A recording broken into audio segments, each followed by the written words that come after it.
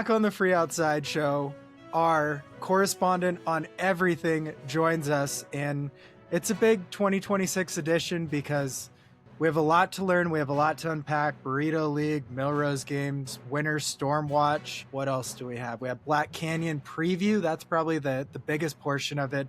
But you have a lot of observations from your time reporting from the field. So why don't you get us started on your ins and outs of 2026?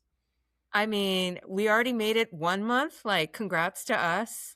I always feel like January doesn't have like 31 days. It has like 55 days. I don't know, because everyone's circling back from the new year and they're all circling at the same time, or just what's going on in the world. And everyone is just like, I don't know, just exhausted, but confused, but wants to do something. And everyone needs to put in their opinion. Usually we do it ins and outs at the end of the year, but I feel like we're already a month in. Let's do some ins and outs. And from my observations, you know what's really out is ranting on your phone.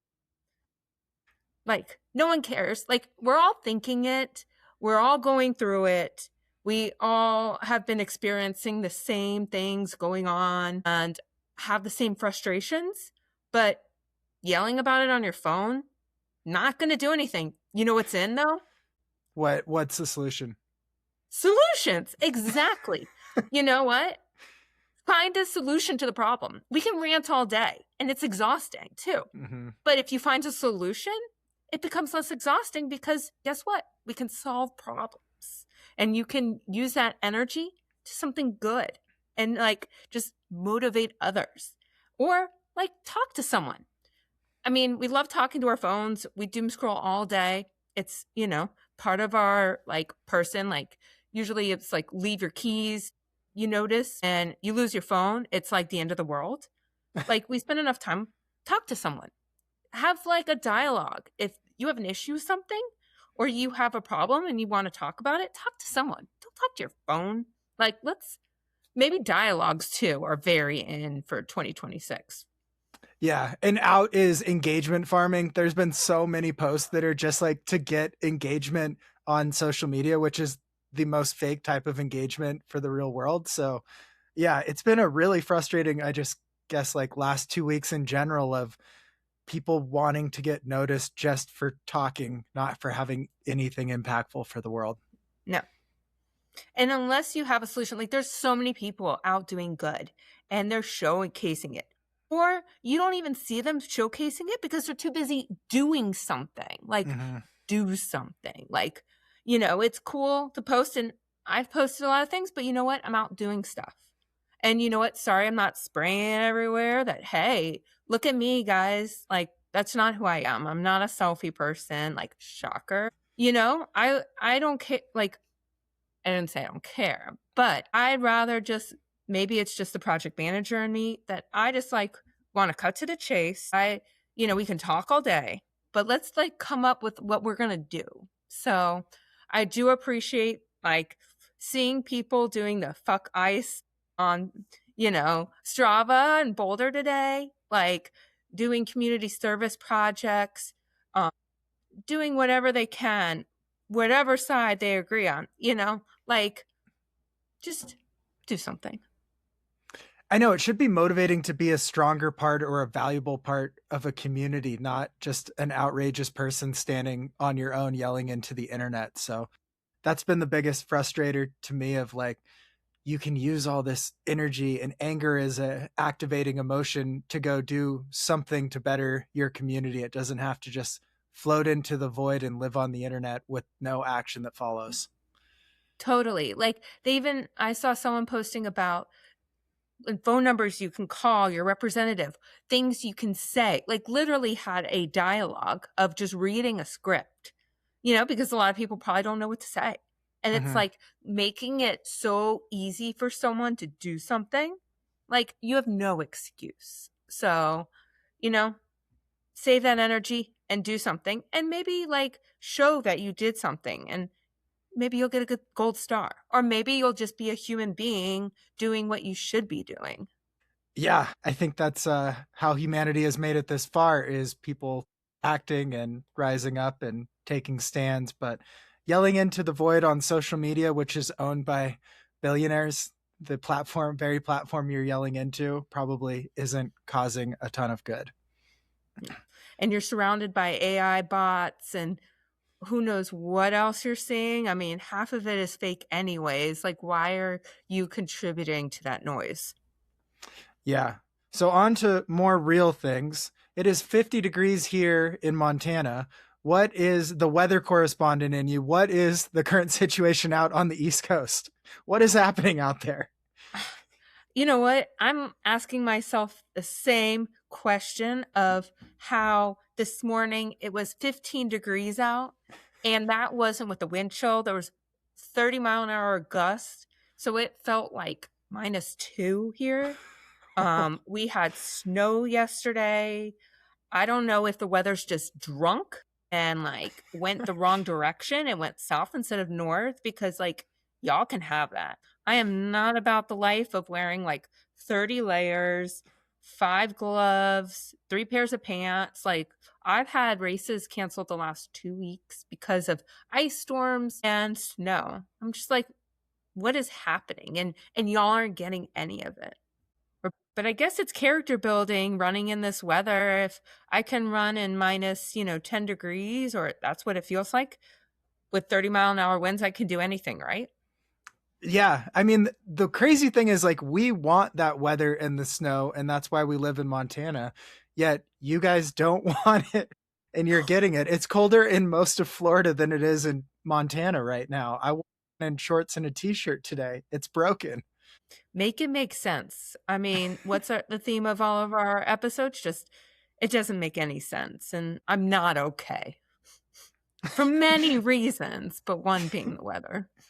Yeah, definitely.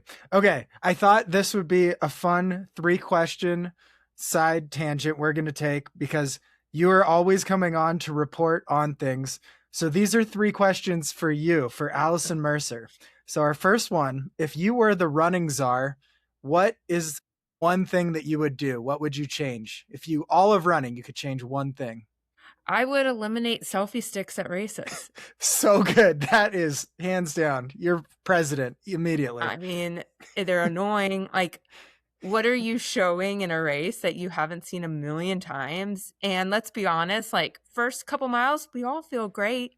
But after, we don't. And we get it. We've all been there. But you don't need to showcase it. You can do some B-roll before and after. But it usually just gets in the way. And I don't know, like, goes back to my original rant.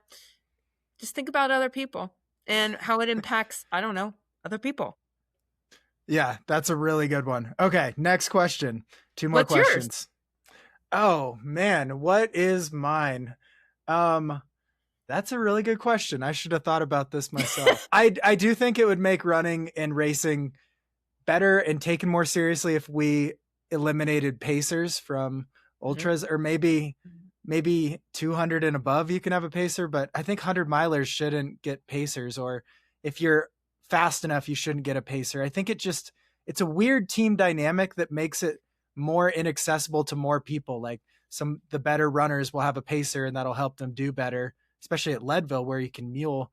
I think we just are complicating a sport, and pacers just are something that makes everything too complicated.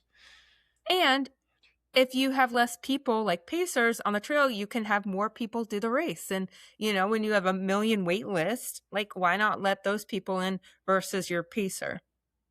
Yeah. How is Western States capped at like 300-ish people and they can have pacers for everyone? So it's double that. Couldn't they just increase the size a little bit and not have pacers? Yeah.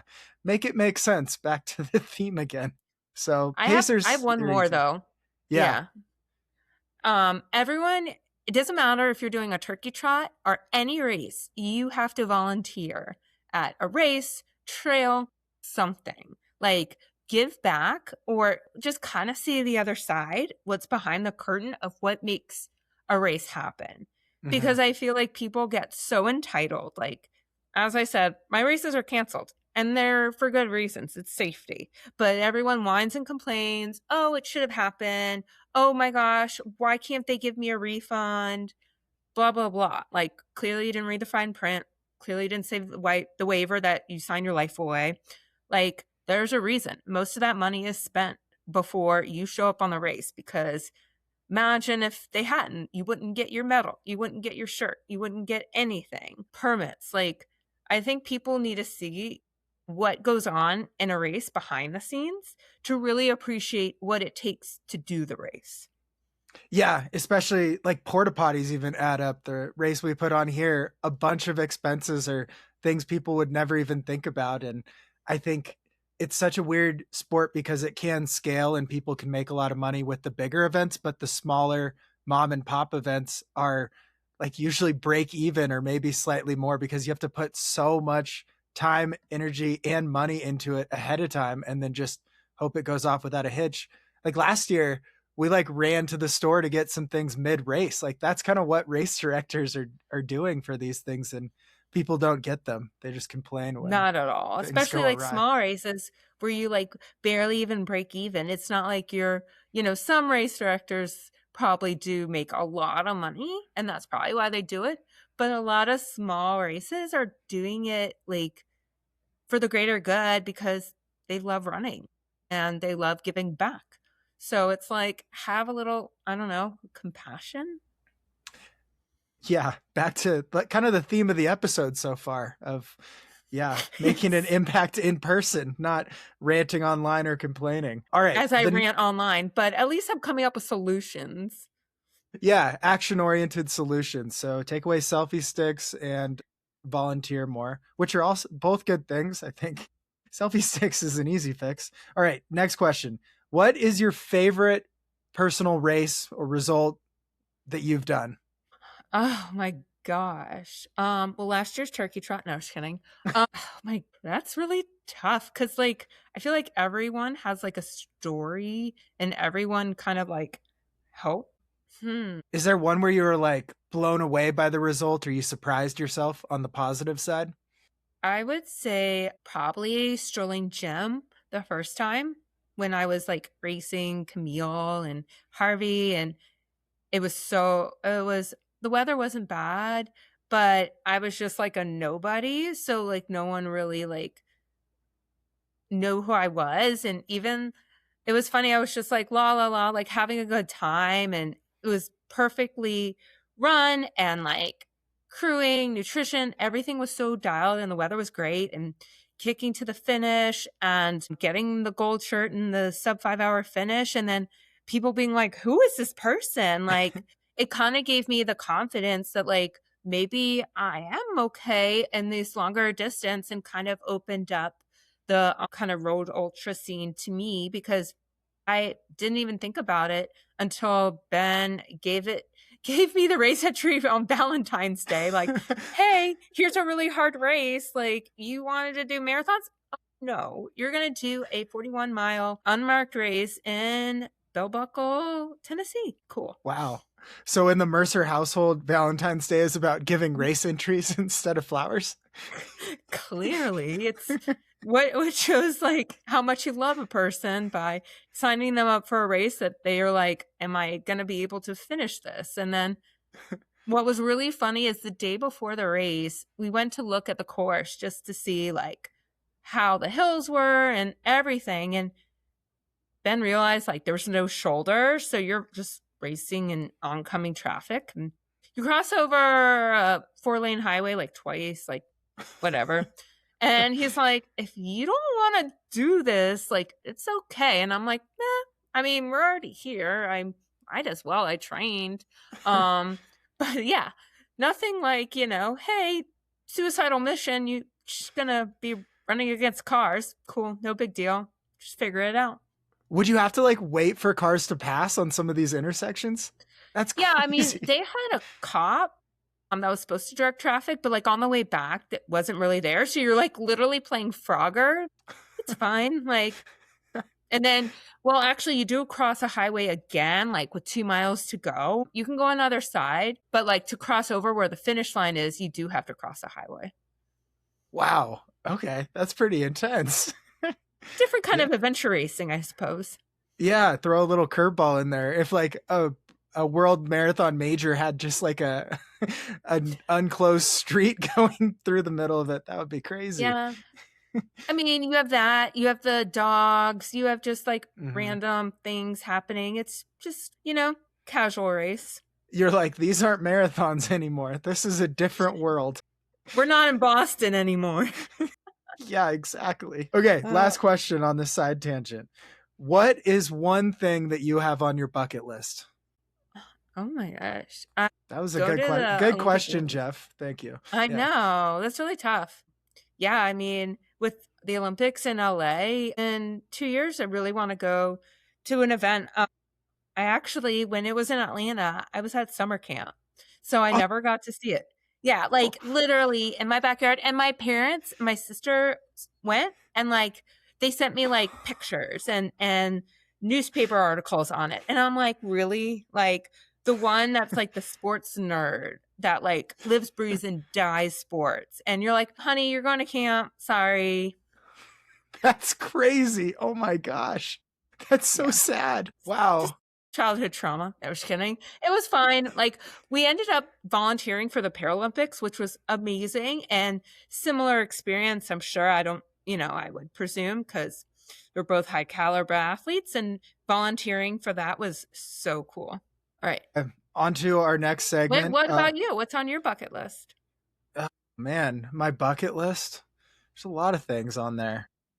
Mm-hmm. Well, I'm going to Europe to run a race, so that's been on my bucket list. I think the racing in Europe isn't really on my bucket list, but some of the routes or backpacking, that kind of thing, has been on my bucket list to explore. So we'll see how intense the race goes, because I'd much rather just like hike between huts and have like a little vacation hiking thing out there rather than go for an FKT that style. That's been a hut to hut hike has been on the bucket list for a while because it sounds like so perfect. You just hike between huts and you get trail magic. That sounds awesome. What could be better? The AT record, yeah, I guess. That was brutal. Well, that's already checked off the list. Yeah, so that's on there. I don't know, maybe be a billionaire, all the normal things, Yeah.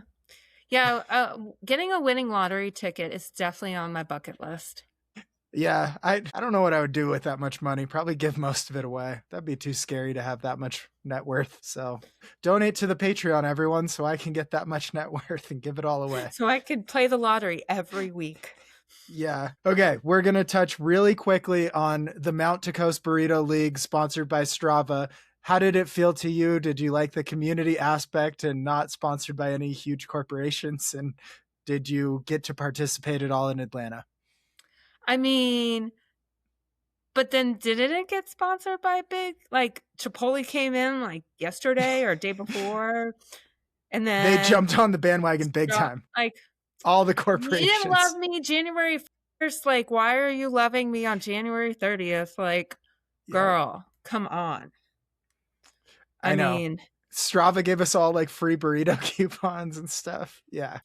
I still haven't received mine. So maybe I need to email myself, since I was in charge of the Atlanta Burrito League, figure out what's going on, or I don't know, email one of the million people at Burrito League headquarters, because literally we would get messages like 24/7 on the WhatsApp, the Instagram. Like, I'm like, those people literally did not sleep at all in January, including Jamil. Like, legit, like, oh my gosh. Like, I already thought like he was cloned and there was like a million Jamils out there, because there's no way he could do like everything.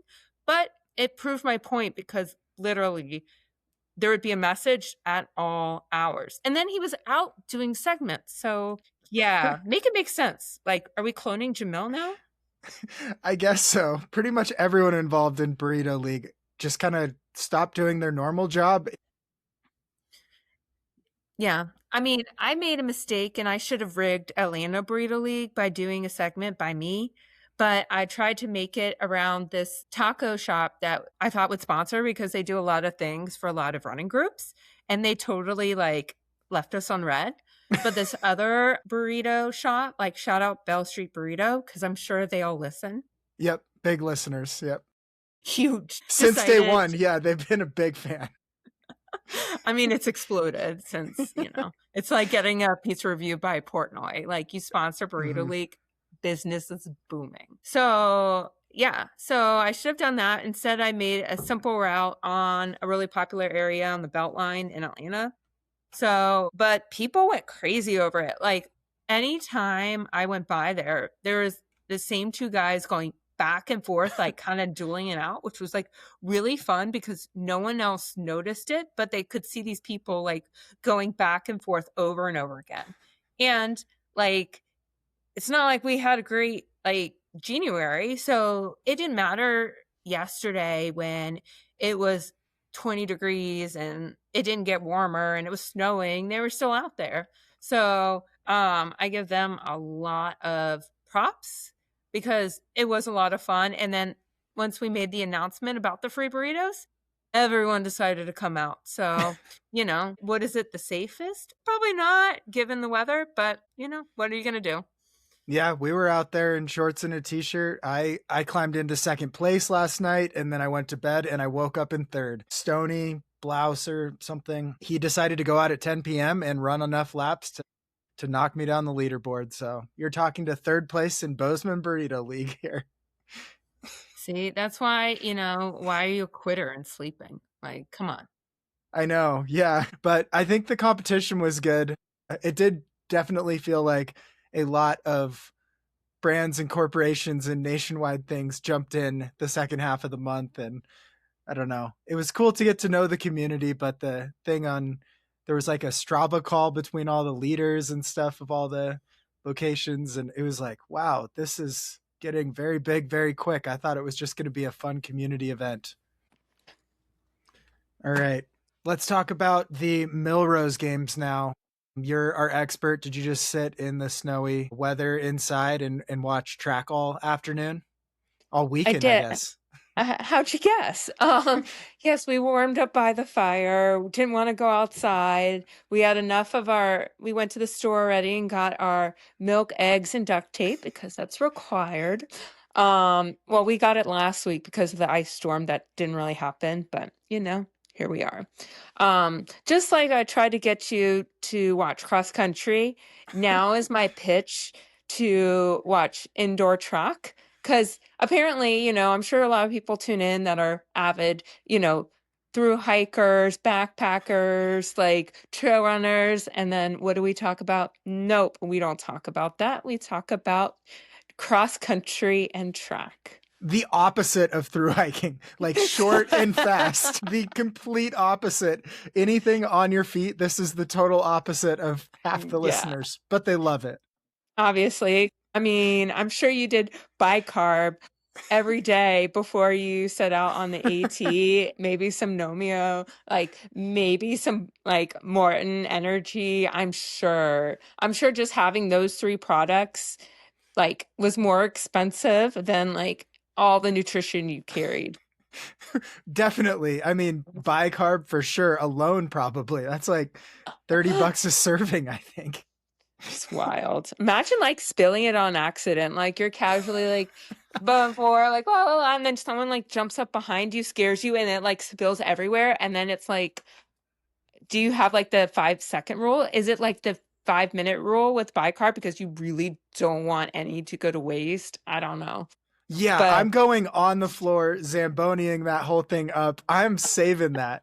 If anyone doesn't know, the consistency of this stuff is basically snot, and there's little chunks floating around in it, and we can go into it in a different episode. But yeah, it's cutting edge of this world where you can pay for more. It's probably like a cousin of ketones out there. Anyone? Oh yeah. Second cousin. We still talk to them. It's like up there with Beam and like, CBD oils. I don't know. Red light therapy. Your sidekick tool. Like whatever else people like pitched, and everyone was sponsored and had the same copy and paste Instagram post about this best revolutionary product. But I digress. It's a great sport. Everyone should watch. So, okay. This is for all the people who don't really know. Why is there indoor track, and is it faster or slower than outdoor track? Like, it's a different size track too, right? So teach us some things here for all the thru hikers that want to try. Yes. Indoor track 101 for someone that doesn't really run indoor track, but watches a lot, like it is bad, of indoor track and is actually going to an indoor track meet in 2 weeks. Because, why not? Super fan. Yes, obviously.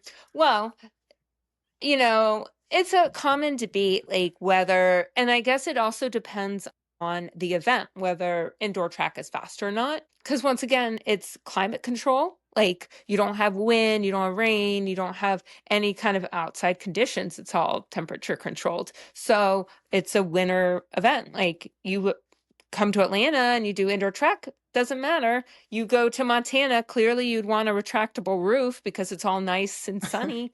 But because it's 200 meters, there are a couple oversized tracks, so they don't really count as like a regulation indoor track. Like the one at University of Washington, we're really getting into weeds here, is a little oversized, so not all the records count there. But you have events like at the New Balance Grand Prix in Boston, or today you had the Millrose Games at the Armory in New York City. Fun fact, it was actually at Madison Square Garden before the Armory, but then they moved it over the Armory. I should know this and I should Google it or ask ChatGPT why they changed it, but I'm sure cost, time, whatever, just, made more sense. But, it's a way for fans and athletes to still stay in shape. A lot of people, you have cross country in the fall, but then what do you do before the spring? So you have the indoor season just to have some fun competition. Some of the tracks, which are really wild, are super banked. Yeah, it's crazy. It's like NASCAR. Seriously, like, yeah, totally the same, except not really. But they're not going 100 miles an hour, probably for the best. But yeah, similar, where, you're on your final lap and you're really cutting around the corner to try and like get momentum off the bank to really pass someone, which could be in your favor or not.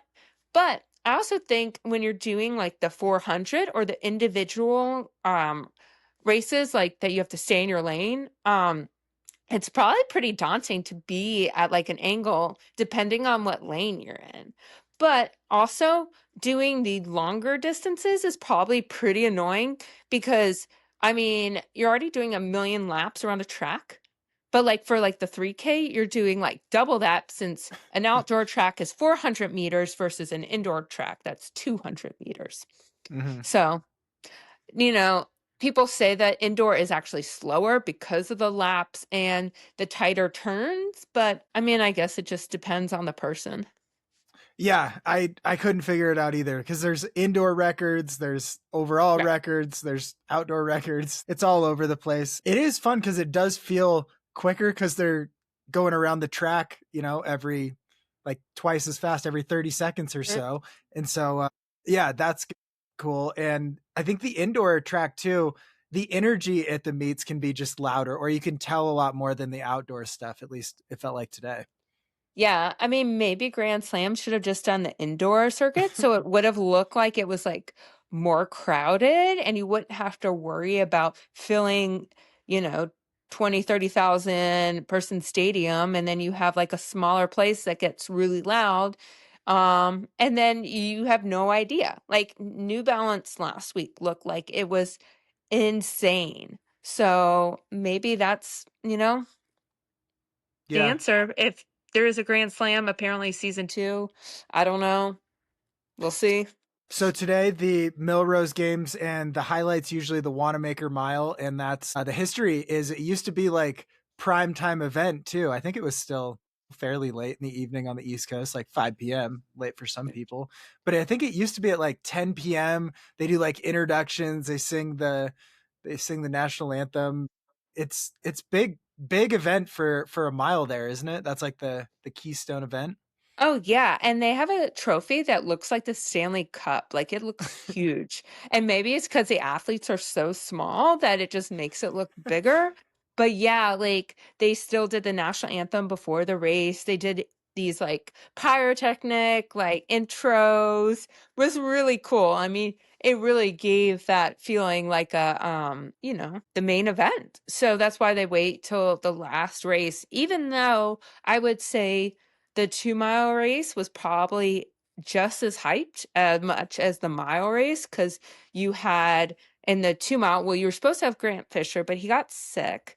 Clearly, the guy, with his bicarb needs to pack some emergency, because I feel like, side rant, there were so many people that scratched from this race. You had Josh Hoey, who had just set the world record in the 800.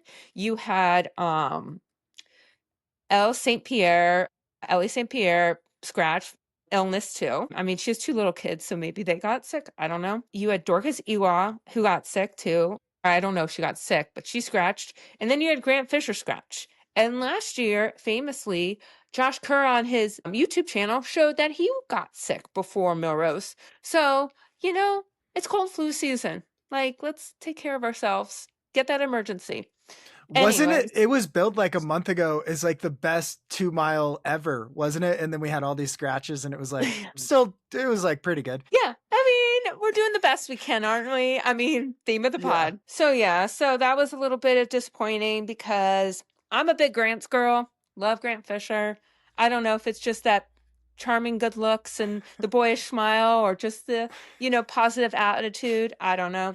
But, we all love it. So not to see him not go against Cole Hawker and see that rivalry go down, because last year, spoiler alert, even though it happened a year ago. Spoiler for last year. If you recorded it but haven't watched it yet, skip the next 20 seconds. A little behind. Yeah, jump ahead and then watch it and then come back. Grant beat Cole, I believe it was 3K, and he set the world record there. And then Grant eventually, another spoiler alert, set the 5K world record. And then Cole tried to do it. He didn't. But another spoiler, he did win the outdoor 5K. So I guess the revenge was his. But yeah, what a time. So anyways, but the 2-miler, you had 4 world champions in there. So, I mean, how many events do you have where you can have 4 world champions compete? Yeah, we don't really know how world championships work in track, but we know that is a good field across the multitude of events. I mean, we don't know how they work in trails and any other, outlet cross country. Sort of like boxing was in like the early 2000s, where there were like belts and weight classes for everything. And you're like, I guess they're a champion. It's like indoor champion, world champion, Olympic champion. But then they jump between like 800 and 5K too. So they're all kind of from all over doing different distances, but it was pretty good. I love that. It was interesting. It was the 2-mile instead of the mile this year, but it is good when they actually all get to race, like even Josh Kerr out there and stuff after he'd been injured, just seeing the best race each other. Not dodging competition, because some of them, if they're not in shape, they're ducking, they're making excuses. This podcast is brought to you by Janji, JANJI.com. I've been using their stuff since 2019, have been an athlete for them since 2023, I think. And they've sponsored the podcast for over a year now. Support them. I like to integrate athletic side, sponsor side, and I've reviewed some of their stuff side for the products and the companies that I like. So I really like them. Their stuff is durable. I wore the Snappy Tracker shirt and it held up the entire Appalachian Trail. It's a button up. You could wear it golfing. You could wear it to your kid's band concert, or you could run an ultra in it. So that would be my recommendation of the day. Shop janji.com and tell them I sent you in the checkout survey so we can keep things rolling with them. I don't think Grant is, because he looked pretty good last week at New Balance. He's also doing a half marathon next month. So maybe he's just getting ready and focused on the half marathon. I don't know. But he should do trail. Totally crush it. Like, he's been, I mean, he actually proposed to his fiance at Zion National Park. So clearly he's into trails. Big trail guy. Yeah. He's basically, he was training on the trails that day. I mean, maybe he'll see how much fun Molly Seidel has at Black Canyon and be like, this is Des, like, and he'll be like, you know what, Olympics 2028, nah, Western States, UTMB, like Hard Rock, let's go. What if it's full circle and instead of racing, doing trail running, he just goes on a through hike? Like he's going out to through hike the Pacific Crest Trail just Yeah, at a please. casual pace, 100 days, like nothing crazy. It's like, well, I mean, he is a Nike athlete, and like ACG is just having a moment and like doing a lot of sponsors. Maybe ACG is like, listen, like, you still have 2 years till the Olympics. Like, maybe you want to do marathon. Let's build some strength. How about, I don't know, the AT? Let's I do hear a it's base great. build, a base Yeah. build with the AT. Section by section, we're good. We'll get you crew. There's great people there. There's magic we hear. Beautiful views. It's great for your Instagram, great for your followers. Okay, side tangent. What other athlete would be amazing to see do a through hike? And I think LeBron has got to be like the funniest answer. Just like a 6'8" massive guy, just like with a back trying to fast pack the AT or something. That would be so funny. I think it would be funny because so many people would be doing a double take. Like, Yeah. am I like hallucinating? Like, that's the craziest hallucination. Or did I just see LeBron on the trail? And he could just go by LeBron and people think it's a trail name. Oh yeah, like he doesn't even need like his own like trail nickname. It's like LeBron. And then but he would need a different one. Like I'm sure he would get something. He would do something and people would be like, Come on, he would name himself King James. yes. King. The king is coming through. Maybe he'll have an entourage and they like have like horns and bugles, like every like gap come through. And coconuts like he's on a horse, like Monty Python. I don't know what it would do to the trail, but it would be quite a spectacle. LeBron's retirement is going after FKTs. Look out, everybody. Breaking news. Or if he did like rim to rim to rim, like just was like, yep, we're just going to go to the Grand Canyon and see what it's about. It'd be so good if someone who thought they were very fit from like a power four or a major four sport goes after like rim to rim to rim and takes like twice as long as Jim took. or maybe you get Grant Fisher or something. Like you get one of those guys and they're like, I can run this. Like, oh, that's like the slowest pace. Like they do what? Like 6-7 minute miles? Like no problem. And then they're like, maybe it's they harder. wouldn't even know how to carry water or anything. Yeah. Show up with no nutrition. Just a Morton gel. Bicarb for halfway. Yeah. Yeah. Just get that second boost.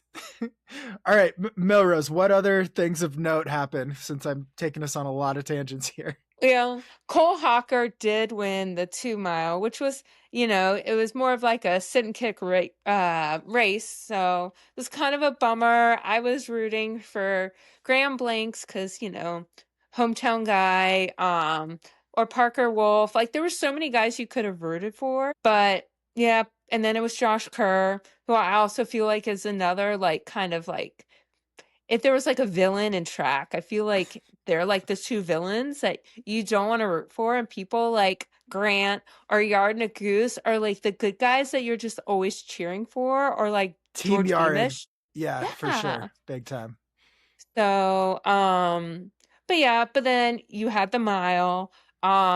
But yeah, and another spoiler because it's actually this year, seeing Nikki Heltz win was like so amazing. I really wanted to see Nikki in the interview after the race. I mean, they're very emotional, but I would have loved to see them get pretty political and things and just kind of, I don't know if you can curse on air saying something about Minnesota or just, protecting, trans youth. A lot of things that they speak out on. I would love to see that. Probably wouldn't have been the best for the interview, but they also just won the Watermaker mile, so maybe they weren't thinking clearly, but I don't know. I was kind of like, come on, let's go. Let's get some viral moment. And then in the men's mile, I really wanted Yared. He's won it a million times. But I also was rooting for Hobbs Kessler because he was such a stud in the 2K last week, and he had a bit of a rough, 2025. He didn't make the world championship team, and he's rocking the most gnarly mullet ever. I don't know if it's just his Michigan hockey roots. I don't know, but it is pretty funny. But it came down to a kick between Hobbs Yared and Cam Myers, a 19-year-old, and he ended up winning the Wanamaker Mile, which is wild because I feel like you have so many young kids, and I say young kids because they are literally young. Like you had a 16-year-old yesterday, Sam Ruth, run like a 3:48 mile. You had Cooper Lefton, I can't even say his last name. I am sorry. Leftenhausen or something like that. Yeah. Like Jingleheimer Schmidt. He won, I believe it was the 800. They had a 600 and 800. I forget which race he did. Clearly, I thought it was the 600, but it was the 600. He did ran the 8 75 seconds. Yeah. Right. He did Dr. Sanders 800 last week. So many races, so little time.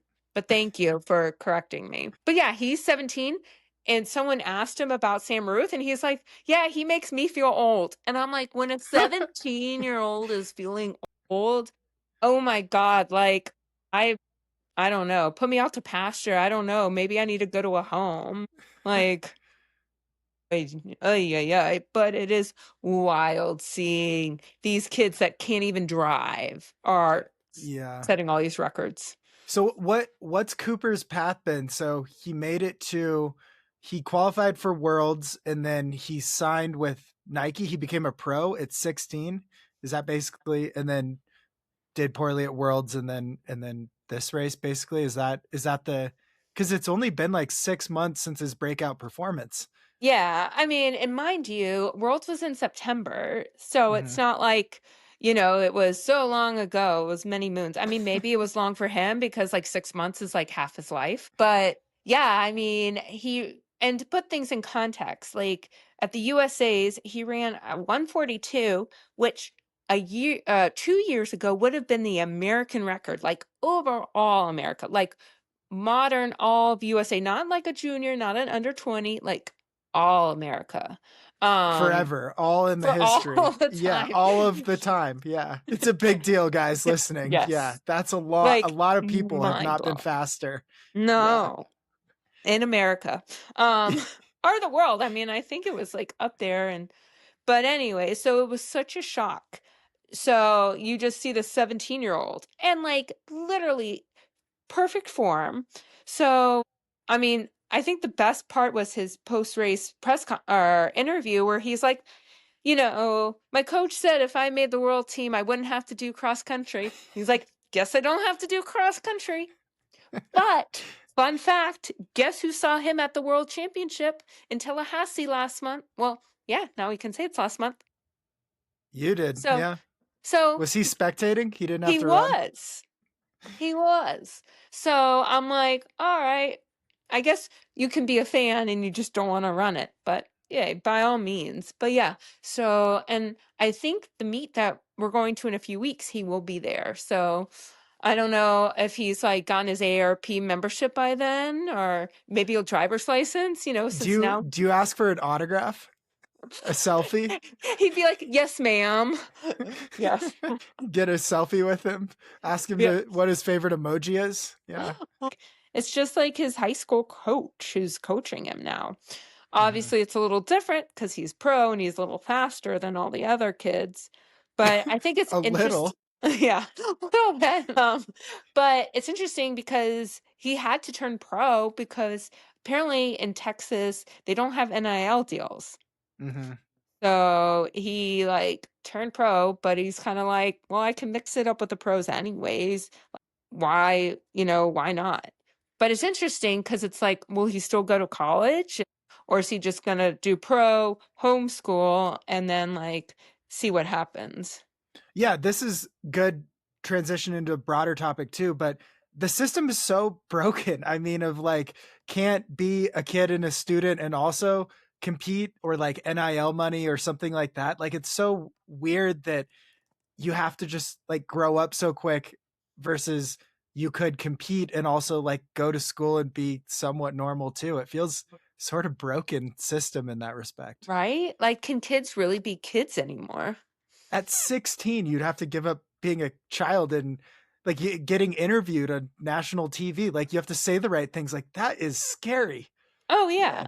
And he does sound like so professional, and you're Mm-hmm. just like, oh my gosh. Like, I don't think at 16 I could ever do that. Like, even like form sentences and make coherent sense. I mean, I can't even do that now. So I'm like, I can't imagine as a 16, 17-year-old kid in the spotlight, everyone's interviewing you because you're going to world championships, you're setting all these records. I mean, it's got to be a lot of pressure too. Yeah, and on the topic of pros, now betting has made it into a pro running and has become a big mess. Like who saw this coming? We talked about it like 6 months ago with the NBA scandal, and Jeez. now it's another sport. I think we just messed up everything by letting betting be this rampant. We shouldn't have been allowed to just bet from our phones anywhere all the time. And it's such an addictive thing. It's just crazy that this is exactly what we deserve by letting it be a thing. That's why we can't have nice things. Totally. Yeah, it bothers me.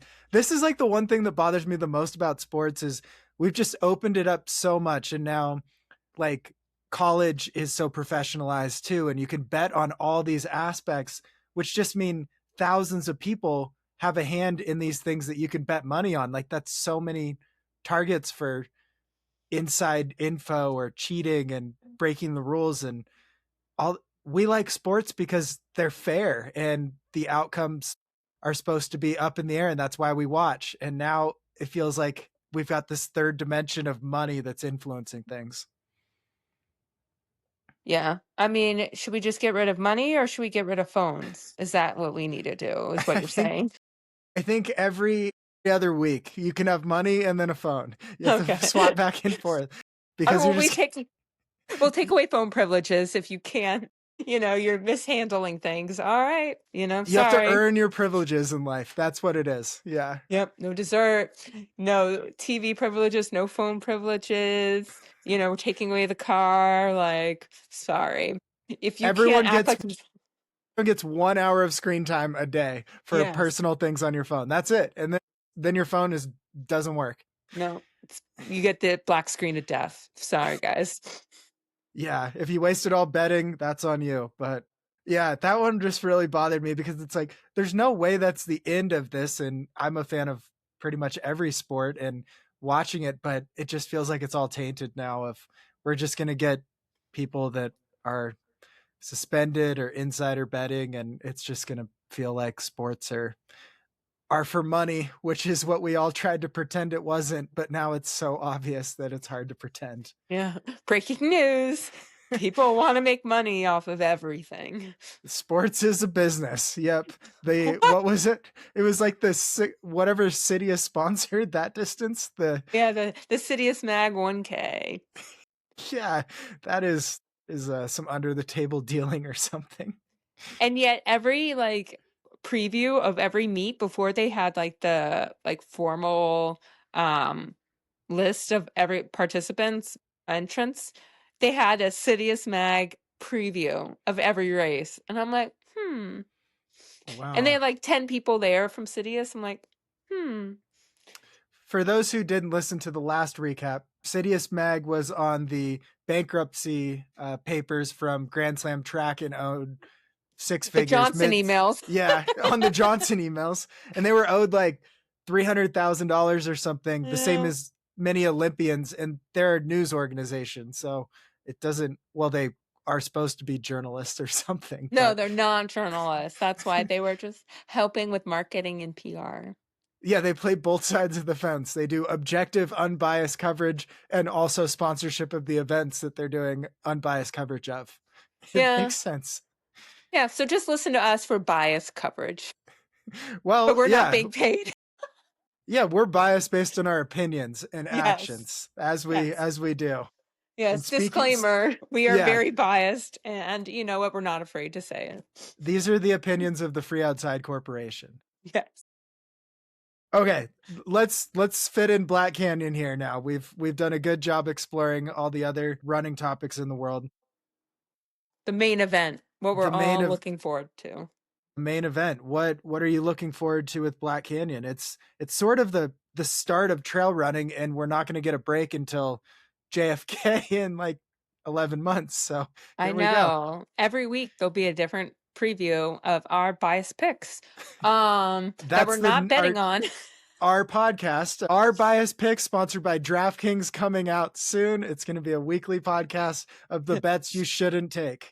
Yes, do the opposite. Like, you think we think we know what we're saying? Psh, joke's on y'all. But anyways, so I guess we can start with the men's race. And it's interesting because, it is a golden ticket race, but you have a lot of people that already have golden tickets in this race. Like, Francesco Pupi, Hans the Destroyer, Troyer. So it's interesting that they're still like wanting to mix it up. Canyon's in it too. Canyon Woodward. Yeah, Canyon. Golden so ticket. It will be interesting to see. Do they just like front run and they're just like, you know what? I have nothing to lose, so why not? Yeah, it's a tricky course too, because it's very net downhill, a little bit technical for the first half, and then the second half is pretty much net zero, but it's plenty of ups and downs. It's about 4,000, 5,000 feet for the whole 100K, but all of the difficulty is in the second half. So you often see somebody come in first or second into Deep Canyon Ranch about halfway leading, and it often shakes up in those next rolling hills on how it goes, which is fun because it means you kind of have to have both skill sets. Like, you have to be in touch with the people in front, but also able to run some hills and have some fatigue resistance and be able to push a harder second half, which is always a harder way to race when the hardest part is just waiting for you out there most of the race. And also you have, because it's in like outside, I don't know if you call it Phoenix, but like right outside Phoenix. So once again, you don't know what the weather is going to be. Is it going to be warm? I mean, it's not going to probably be javelina hot, but you still have that kind of factor. I mean, at least it's just 100K, like no big deal. But I mean, it is pretty much with how fast they go, it makes a huge difference. Between 2 years ago, it snowed. Yeah, it could be anything. Anything is possible. Isn't that the theme of theme of 2026? But yeah, but also I kind of want to see what Eli Hemming does. Who else? Anthony Costello's. You have Blake Sattergren coming back. Coleman Cragen, guest of the show. I'm excited to. He's very quick, very young, but since it's a back heavy course, it's like rewards some experience, and that's where I think Eli's interesting, because he did have the experience of kind of had that golden ticket for 90% of the race last year and then got fourth in the end. Totally. And like Stephen Kirsch, I mean, you have so many people. I even heard a rumor that Jim may be in the mix, like he may be a late entry, which would be very interesting to throw him in with all these other heavy hitters. Jim is just going to jump in and pace 40 miles for like a record. Well, he's going to start, and then people are going to think it's like Francesco, because like they both have like the man bun and they're really skinny Hoka guys. Like, I think Francesco's been at his house, like, maybe they're like separated at birth. I don't know. Or maybe he's like, hey, I have so much fun with him. Let's go on a lovely, 100-kilometer run together. I don't know. Let's give Jim a mustache so he's like incognito, like a Mario mustache. Yeah, it's Tim Paul. Yep, no one will know. Yeah, there's a lot of. It feels like it's pretty wide open. I don't know if it is this year, but the golden tickets certainly feel wide open because a lot of the big names in the race already have a golden ticket, and so it'll just be interesting on, will people let others go? Other interesting people, you have Elliot Cardine, who was like top, I think it was 6th or 7th last year. He's very quick. You got Ferdinand, Aralt, I believe. He was disqualified last Oh year, so yeah, we've he was got the the one with the like illegal aid or redemption. something. Or no, Yeah, he we've missed the turn. well, he had two issues, which Oh makes it yes. harder to argue. So, will it be a redemption run? He's like a 220 marathoner, so he's quick, but we'll What do you see. think of Zach Perrin? Your, hometown hero. I don't know if you would consider Big him. fan. Yeah. Yeah. He's How's he he's gonna do? fast. He would beat Adam Peterman in college. They both went to Colorado. Yeah. So he's good. He's got the potential. I think it really is about experience. He's run it a couple times. He's run a couple different golden ticket races. So he is starting to figure out what it takes. Garage Your Own Gear is a sponsor of the show. You can get everything you want there. Allison, my fiance, just got a Alpha Direct hoodie. They sell those on there. They're really comfy. They have premium freeze-dried meals. They have basic freeze-dried meals. They got snacks. They got Norda shoes. They got Ultra shoes. They got trekking poles. I really like the LT5 trekking poles. They're telescoping from Gossamer gear. That's what I used on the Appalachian Trail. But check out garagegrowngear.com.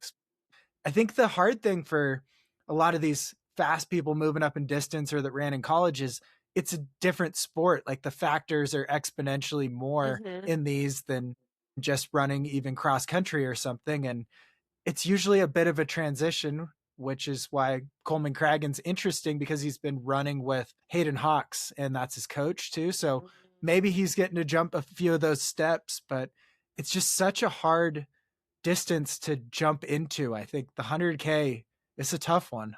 It's like my least favorite distance actually.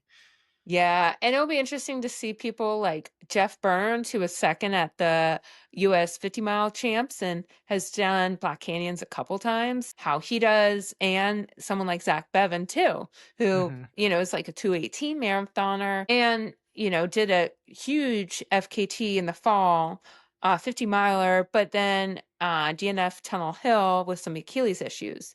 So it will be interesting to see how he does as someone he's also an East Coaster. So, I got to plug any East Coaster. And, I can't believe I didn't list Canyon Woodward first, given that Hans is moving to Colorado. I'm like, how can you leave the East Coast? So, I just can't handle all these people. Will Murray. Well, I think Tara started the trend, so I'm going to blame Yep. Tara. Love you, Tara, then Tara. Will, yeah, Yeah. then Well, Hans. I mean, come on, guys. Is it something we said? Like, we can change. We can do better. If Dan leaves, it's over. If It's Dan over. Like, seriously, our Canyon, if you leave, like, literally, I would be devastated. I don't know how we come back from this. Like, we need some solid East Coasters. And maybe they're out there. They just don't always race these West Coast races because we make it so difficult. You guys have to travel 3 time zones over to compete in these races that some of the talking heads have decided are the most important races in the sport. Yeah, because we can't have nice things like golden ticket races on the East Coast thanks to certain race directors. Yeah, let's not even give his name any shine here. We don't want anyone even looking up that. That's a No. bad news there. All right, who are your picks on the men's side? Who do you think's going to get golden tickets or top 3? Because they could roll down. So there's 3 golden tickets and it could roll down to 6th. Oh my gosh. I have no idea. All right, I picked. You go first. Yeah, I picked Eli Hemming, Okay. Francesco Pupi, and then Zach Perrin, Trayson Knopp, and Elliot Cardine are my top 5. And so it would roll one place. Ooh. So I would have Mr. Poopy because I just love saying his name. Oh yeah, Pupi. Yeah. Poopy. I also love his pose. Like, you want to talk about someone that is deep, introspective, thoughtful, and just, isn't ranting on his phone, but really has these insightful posts of like things that he's thinking about, and you're like, he's just like us. I would say Hans, because I'm biased. Mm-hmm. Canyon, because he did this 50K in North Carolina, and it was literally might as well have had ice skates, and he like set a course record or was close to it. And so I'm like, if you can do that, you can do anything. Plus, like I said, the pressure's off. Like, he was on a golden ticket hunt last year and was so close. and then got it at Javelina. So I just want to see him keep that momentum up. Yeah. What do you think of the 3 golden tickets? Because all the other races, I think all of them, have 2. Do you think, I feel like they should just add another race and throw in another golden ticket? Like, it just feels kind of weird that there's 3 at this one, and I don't know what's special about it, to be honest. I mean, I would think you should do it at a 100-mile race because it's, Mm-hmm. I mean, longer. But Yeah. or something like, I just wonder what makes this one different than all others, like Tarawera, Chai Tea, like canyons. Like maybe at canyons you should, because it's like a last what's The it last called? chance. It's like a last chance. So you're like, all right, all these people fighting for their last opportunity. Mm-hmm. So I don't know. I mean, I love it because it's such a deep field that you kind of need it. But also, I feel like it's also too early in the season where it's like, why are we letting these people get like 3 tickets and now they can slack off and then do months of training? Oh, shit. Yeah, I think it would be fun if, like, the golden ticket hunt for a lot of the top pros is pretty fun. And if there were just like 2 here and then 2, like, find another race that's between now and Western and 2 at that one, or even 1. Like, I think that would be fun and just spread it out, because then you get more good racing between the people searching for golden tickets. We shouldn't just put it all, we're putting so much in one race. Like, it's just, I don't know, stick to the theme of 2.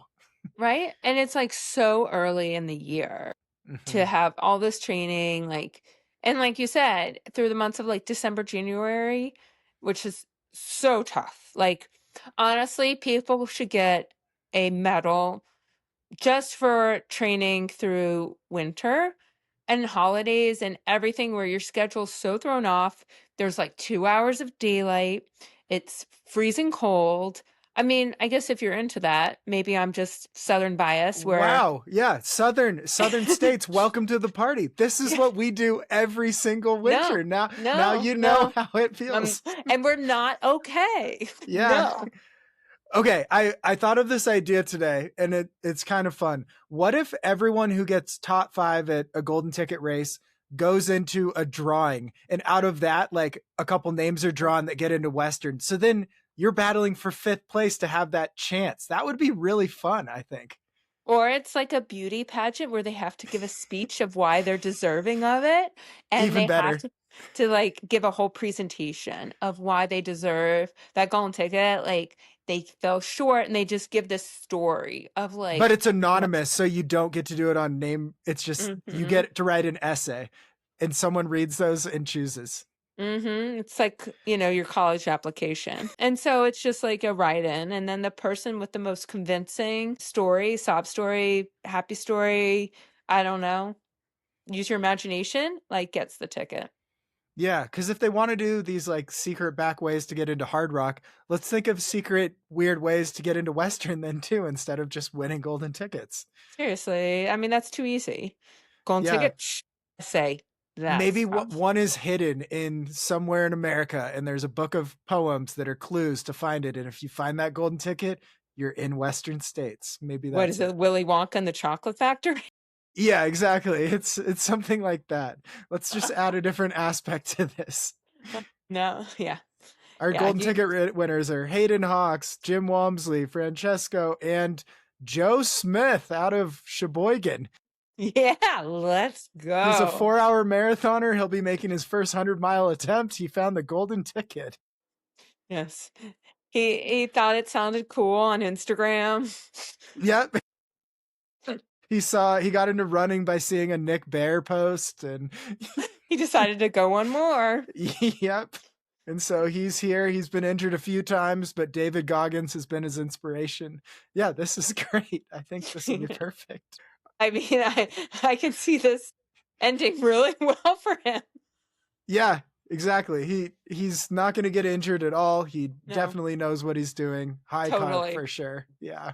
Okay, let's go to the women's side here. It's equally deep field, or deeper probably, and a lot of potential. Like, it could be way faster than anything we've ever seen, I think, with some of the athletes in this. Oh my gosh. I probably I'm here for the women's race. Not gonna lie. No biased. But I mean, I think everyone knows the big question everyone's gonna be watching is what's Molly Seidel gonna do? Mm-hmm. You know, she's been on a million podcasts. She did well at Bandera. You know, I think last 10 miles was Olympian, yeah, marathoner, yeah. Olympic medalist, you know, cash. You know, like how's she gonna do double the distance at Bandera when the last 10 miles was a little bit of sufferfest. Apparently she took a little too many salt pills or didn't know how to take them. So, but sounds Don't like you love it when your marathoners like go into ultras and they make these mistakes? You're like, okay, good, you get it. This is a hard sport over here. and you're like, girl, same, like been there. Yeah, we all had to learn the hard way. They're just like us. Kind of, just twice as fast. And making like 10 times more money. Mhm. But no, I'm very excited to see what she does. Jen Lichter, is that how you say her last Jen Lichter, yeah. Lichter, another Montana. I think her coach, I think John Fitzgerald is coaching her, who coached Will Murray, is now coaching Adam Peterman, and yeah, has, you know, a lot of success there. So things are exciting. Yeah, they just had a big training camp, it looked like. So a lot of speed. I think Molly joined them for some. And I noticed Jen wearing some Nike. So I guess no more North Face. So a little Nike swag, you know. She's got that ACG. So maybe she'll be wearing the doily outfit. I don't know. I guess we'll see in 2 weeks. Oh, yeah. I forgot about the doilies. You know, Ann Flowers, speaking of signing big deals with Hoka. It'll be interesting to see how she translates her Leadville success, Tunnel Hill success on a little bit more technical terrain. But I mean, if anyone can do it, it's her. Obviously, we should have started our picks with the one and only Tara Dower, because I think if we don't mention Tara at least 10 times in our podcast, are we really talking anything running? Yeah, I know. We have to do a whole segment. So let's think of a topic. Okay. Do you think Tara Dower is just jumps in these races because she's like, oh, I haven't raced in a while. I haven't done an FKT in a while. I'm bored. How about I'll just jump in Black Canyon? I'm already going to Western, but I need something to do. I just want to know if she's gotten a glitter sponsor yet. Big glitter coming. Yeah. Big glitter energy, you know, like something's got to give. I mean, the amount of glitter, I mean, she just won the Diplo 5K. Like, is there anything that woman can't do? Like, can she say something for the rest of us? You know? No kidding. I thought she was going to be in the Wanamaker Mile. Was she a late scratch? I think illness, you know, Clear didn't have her emergency. She was sick of the road, so she got sick, couldn't run it, and now she's back on trails. Happy place. I mean, I guess she was like, you know what, I do have this in 2 weeks, maybe I should focus on this instead. But I think it was, I don't know, did you listen to her latest podcast, DNF Diaries with Des Linden? No, I didn't. I've been busy. Doing what? Just Burrito shoveling leaves because we don't have any snow. Pretending. But yeah, I mean, here I am plugging another podcast on your podcast, but you know, whatever. It's all good. We're all in fam. It's our sister podcast. Yes. Like our sister city. It's our sister podcast. It's our buddies. So it was really good. And it is the collab I did not think I would get in 2026, but I'm glad it happened because it helped make January go by a little faster and more enjoyable on my, you know, subarctic run. But it was a good insight into Des and learning a little bit more about marathoners, because both Tara and her other co-hosts were just like dumbfounded at some of the things that marathoners go through. And I'm like, they suffer too. And it was just like interesting to hear them going back and forth of their different nutrition, and Des going into trails and doing the Black Canyon 50K and everything. So them exchanging advice. It was very cool. Really loved it. And then, but anyways, side tangent. Des is through hiking Marathon des Sables, right? Yeah. Yeah, she's going for it. She's already practicing with her pack, and her and Magda are taking on, you know, MDS, like no big deal. Yeah. Once again, there's your through hiker, you know, like didn't Des signed with Goo, right? Obviously. Yes. Breaking news. Yeah. Yeah, her, Ryan Montgomery. There's Oh some yeah. big goo energy out there. Yeah, it's the year of goo. Who's Ew. making a comeback, you know? I feel like they haven't really changed anything since, I don't know, like 2000, They you have know? not. No. Or the price. Yeah. It's just like So, the cheapest thing you can get too. yeah. So, I mean, but it's tried and true. Nothing beats the Roctane. Hey, Goo, how you Yeah. doing? But yeah, so that will be interesting. I think, who else? I guess you can't talk about Eli without Tabor, so it'll be I think interesting. Tabor's always like potential. It just could go sideways, but she's a very good runner, so she's got the talent. Yeah, going up in distance like this will be an interesting experience for her.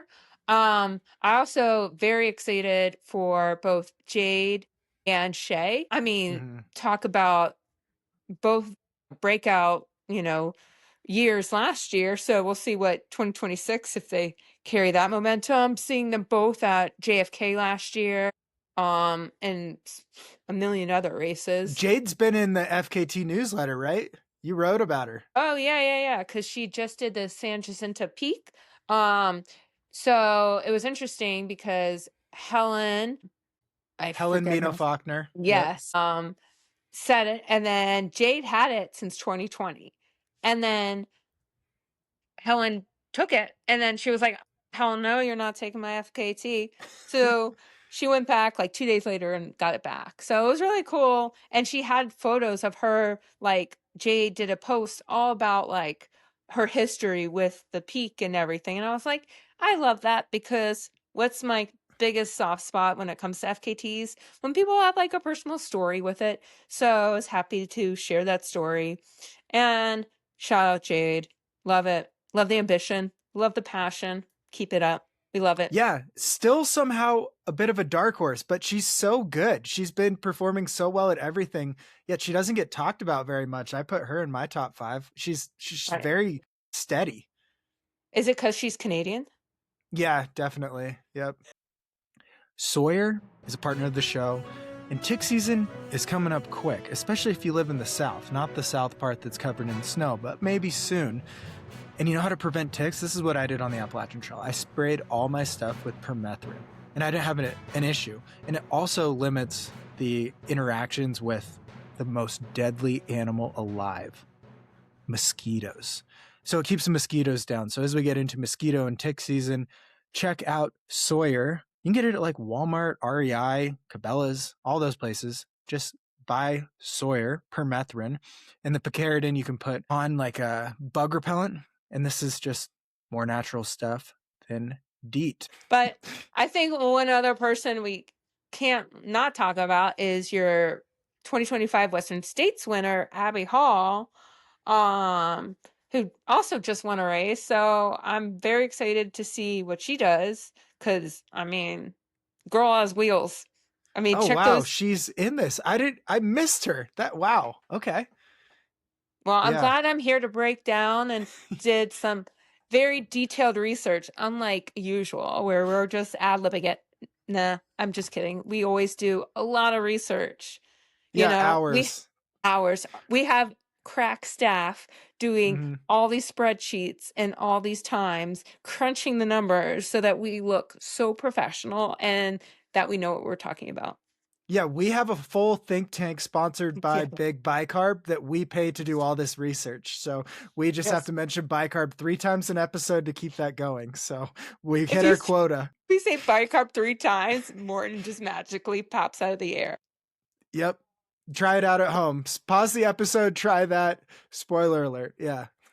It doesn't happen. One person I thought it was interesting to see and talk about a quick turnaround is Caitriona Jennings doing Black Canyon 100K. I don't think she's been able to train as much as she did for her world record breaking Tunnel Hill 100, but it will be cool to see her mix it up with these other women. And So also, how do you think that works on her? So Tunnel Hill's November, and then how does that, do you think you can just maintain that type of fitness and do well now? Because it's like a pretty short turnaround, but yeah, it's but like long not even a enough. full training block anyways. So it's kind of clunky how little time there is for that turnaround. And it's such different terrain. Yeah. So it'll be interesting to see how that translates. But, she does well in warm weather and she's as tough as they come. So it'll be cool to see her compete with these other women. Yeah, yeah. Tunnel Hill's making a big appearance at this race on the women's side. Mm-hmm. Love to see it. Yeah, we have to give Madison Lichty a mention because fellow Bozeman person too. So there you go. We have to give our Bozeman. I guess we can do like East Coast shout outs and then our Bozeman shout outs. We're gonna just do all of Montana because we only have 1 million people in the state. So we're claiming Missoula too. We'll give them shout outs. Maybe Billings. I don't know. I don't think there's Ryan Raff lived in Billings for a little bit, but we don't have a lot of Billings people anymore. I mean, Ryan Raff's another person that could be a dark horse. I mean, NAU guy, so 28-minute 10K ish. yeah, So yeah. that's pretty good. Yeah. I guess if you're into that. Don't fact check it. I think it's around there, but I don't know. Wouldn't surprise me. Reusing info from a couple previews ago, so no big deal. So who do you have taking home the hardware, the big old cardboard cutouts that look annoying to have to fly with? Who do you think's going to take those? I mean, once again, we bet on Tara on this podcast. It's required. Well, she already has a golden ticket, so she's going to have to hand it down. All right. So Tara, you can finish anywhere you want and it's still a victory because if you had fun, you won, especially if you're wearing glitter and already have a golden ticket. Yeah, so we can't count Abby either. I'd like to see Jen. I'll go Jade. And then I'd like to see Molly. Wow. Okay. Yeah. So my top 5 that I actually took the time to write out was Jen Lichter, Ann Flowers, Jade Bellsberg, Tara Dower, and then Abby Hall.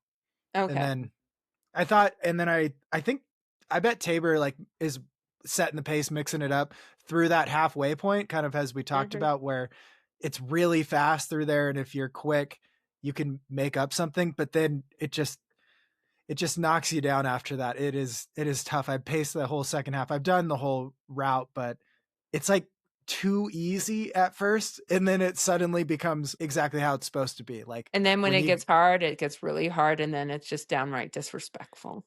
Yeah, because the first half you pretty much only go down, and the second half you have to go up to go down. So you get to live a false sense of reality where like, oh, my pace is so quick and this is easy, and then suddenly it's like, okay, we're at like near the low point of the course. We got to start climbing, and that is tough, especially at about mile 38 or so. And you're like halfway there, and you're like, well, I just have, what, 24 more miles? It's okay. It's fine. No. Yeah. That's what you keep telling yourself. It's a tough race, but it's a fun one to watch because people will just fall apart starting at Bumblebee, which is 20 miles in. So you'll think someone's looking good, and then suddenly they drop out. I think Mary Denholm did that last year or something. It was like leading, and then where'd they go? You know what? We also probably didn't include that will be interesting to see is Riley Brady. Are they running the 100K? They're doing the 100K, I believe so. And it'll be a fast turnaround because they did CIM. So I'm very interested to see how they do after having I forget what else. Did they do Javelina? I feel like they did a fall race. I think just CIM. I don't know. Yeah, I don't know. I know it wasn't Javelina because they've done really good at Javelina and really good at Black Canyon the last 2 years. And so, because last year, Run Rabbit wasn't. Okay. They won Run Rabbit and then did CIM, and then I guess we'll see what happens in Black Canyon. I know they really want to go back to Western States after not doing as well. DNF, I think, yeah. We'll see. There's a lot of like really good previous golden ticket winners who had rough Western States, DNF'd or outside the top 10. Like even Blake Slatengren, he was golden ticket winner at Javelina, but then got 11th at Western and has just fought to get back and not quite made it. So there's a lot of those things. But I think on the men's side, the storyline is like, how good is Poupy? Like, is he a next level like talent? And I think maybe the answer could be yes. And on the women's side, how well does marathoning translate to 100K? That will be the real question. Oh yeah, like we will definitely see. And then speaking of marathoning, we'll see how Des does in Trail 50K.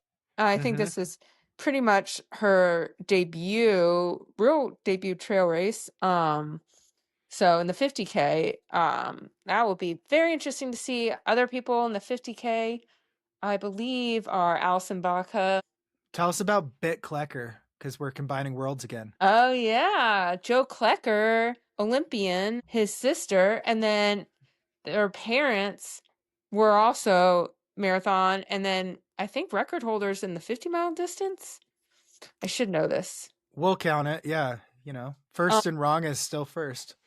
yeah, you have who else is Janelle Lynx, Alyssa Clark, Jane Mao.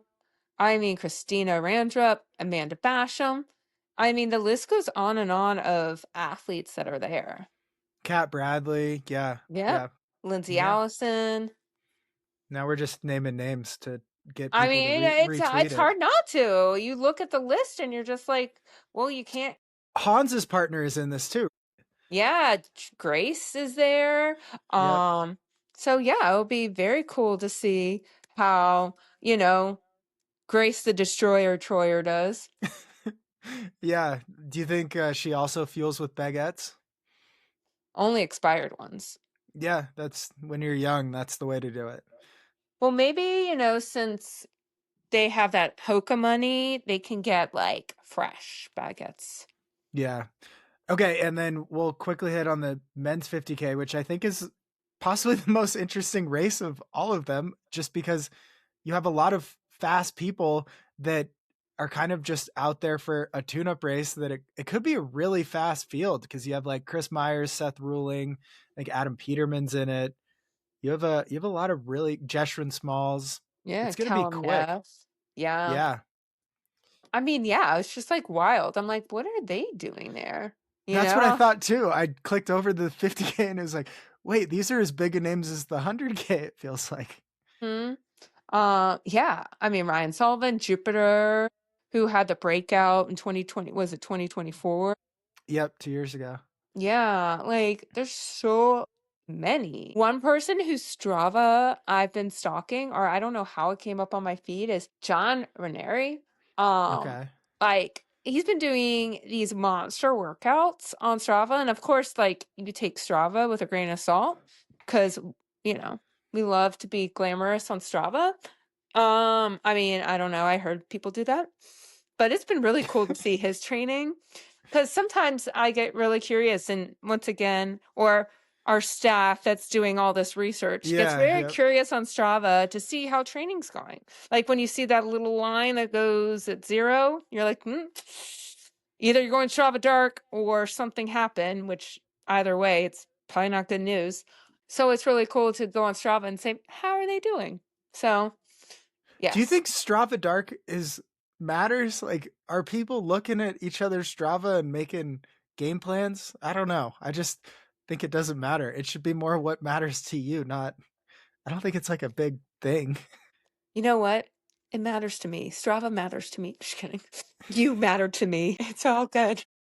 I think yeah. I don't know. I think a lot of podcasts like the last 2 or 3 years have made a big deal about this, and it's sort of like I don't I don't think it really matters. Like they're like, yeah, we're gonna dive into their training and stuff. It's like it's Strava. It's like the best version of ourselves, just like Instagram, where we're just it's showing the when you're clicking by the weeks, that's like moving time anyways for a lot of people. So I don't know. I think the Strava analysis is pretty funny versus just actually diving in and looking at the people as we do as our analysis on our pod. But I mean, I disagree because I think you could look at someone's history and they're a really good runner, but if they haven't put in the work, then they're going to be useless on race day. But I think a lot of people are only showing or making a few workouts public. I think it's Strava. You I think think we're people getting are, bad info. Yeah. you think they're curating, so they're really like doing a deep fake on us. Yeah. I think they're just doing like a mid amount that goes on Strava and their real training is through like Training Peaks or whatever they're using. So we need to hack into their training peaks, talk to all their coaches, and be like, listen, like the Strava ain't cutting it. There's no way you're only doing 40 miles a week. Yeah, I think so. We don't need to do pre-race interviews with the athletes. It needs to be with the coaches. We need to get the real info. Yeah. We need someone that's like training with them, that's like a little further back, and get like the real dirt. Like, all right, how are they? Like, did they like drop you on this, or did they like, totally like eat all your gels? I don't know. Like, we need stories. Jamil's got that Strava money from Burrito League, so he can send embedded reporters out to all these people's hometowns and watch their training with stopwatches. I think that's the move. Like little, maybe not 30 for 30s because we're small, like 5 for 5s maybe. Like yeah, we can only afford so much, Aravaipa 5 for 5s, the 5-minute clips on each athlete. That would be pretty fun. I think if you just like dress like a cactus and hung out on the Black Canyon Trail, you'd see like 80% of these pros training on that anyways. Yeah. It looked like everyone went out there. And half of them would fall on you, Sartera. But yeah, I mean, and you could have like your own Spygate, you have a little like camera out and you're like, whoa, looks like she's favoring this. Or is that KT tape on her quad? Like, you don't know, around the knee, like you really see, ooh, that stride, her gait. Ooh. There should be an account or even a website dedicated to only where people are wearing KT tape. Like, oh, it might be a hamstring, looks like a knee thing, quad, KT tape, Achilles. Or it's like that meme where the girl's like covered in KT tape and they're like, all right, Karen, maybe you sit one out. Yeah, it is so funny. Some of the people in ultras that are using like $20 worth of KT tape on themselves. And it's like, it doesn't fix the issues. It can increase blood flow and decrease pain a little, but this isn't like a fake tendon for you. Like rest is better than KT tape. Yeah, maybe see someone about that. Yeah. All right. Yeah. Any last words? It's going to be like a really busy weekend with Black Canyons. And then there's like a big indoor meet, JDL Fast Track. Yeah, so it will be NBA All-Star Weekend is usually like Valentine's Day weekend. Valentine's for your special someone. So yeah, it'll be fun to watch. So it'll be tough. I'll have to get like a picture of how I'm going to like follow everything going on. Yeah, and PSA, when we're saying the weekend, it's 2 weekends from now because we're the first preview show. And so everyone will be taking our analysis and saying it's theirs. But first and wrong is still first. You know where you heard it first. And yes. So if they're wrong, they probably got it from us. So you're welcome. No one else is pulling off a Burrito League, Millrose, Winter Storm, Black Canyon, NBA trade deadline podcast, but we are. You're welcome, people. It's what you need. It is what gets you going. And if you like it, give us a 5-star review. If you don't like it, still give us a 5-star review. And if you really like it, give us a 5-star review too. And tell a friend. Yes. Thank you for listening to the show. It's always fun to have our correspondent of the year, Allison Mercer, on and dive a little deeper with our big 3 questions. As we move into things, we have about a week and a half until Black Canyon, and we are the first preview. You are welcome. If you want to support the show, patreon.com/freeoutside, or just share it with somebody if you like this. Pick out your favorite episode, tell them they should listen. We're trying to grow this baby to the moon, if that's what they say. And just do something nice for someone out there because the world is contentious and a little act of kindness can go a long way. For both you and that person, you'll feel good because you were nice and they'll feel good because they got helped. And that's how we build relationships together. With that, our last sponsor is CS Coffee, csinstant.coffee. Check them out for premium instant freeze-dried coffee. And that's it. One take, Jeff. Nailed this guy. Stay elite, my friends.